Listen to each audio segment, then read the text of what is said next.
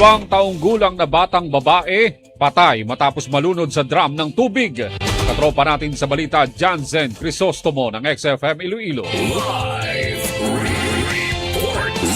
Patay na matagpuan ang 2 taong gulang na batang babae matapos sumanong malunod sa pinapaliguan nitong drum sa Barangay Balantang Haro, Mayo 11 ng hapon. Sa panayam ng XFM News Team sa pamilya ng bata, nagtaka umano ang ama nito kung bakit napakatahimik na ng kanilang bahay. Agad na hinanap ng ama ang kanyang anak at laking gulat na lamang nito nang matagpuan na nakasubasub na sa loob ng drum ang paslit. Naniniwala ang pamilya na posibleng sinubukang abutin ng bata ang tabo sa loob ng naturang drum na may lamang tubig. Posibleng nakasanayan na umano ng bata na pumasok sa kanilang banyo upang maligo o kaya'y maglaro. Napag-alaman na may ginagawa umano ang ama sa kanilang kwarto habang nagtatrabaho naman ang ina ng bata. Ayon naman sa lola ng bata, nakatulog umano siya sa mga oras na iyon kung saan ang tanging nagbabantay sa bata ay ang mga nakakatandang kapatid nito na mga minor de edad rin. Napag-alaman na sinubukan pa i-revive ng doktor na naroon malapit sa kanilang bahay ang bata, subalit idineklara ring dead on arrival pagkarating nito sa ospital. Labis naman ang pagdadalamhati ng pamilya dahil sa nangyari sa kanilang kaanak. Mula dito sa XFM 100.7 Iloilo, para sa nagkakaisang Pilipino sa Pilipinas, ito si Katropang Jansen Crisostomo, XFM News.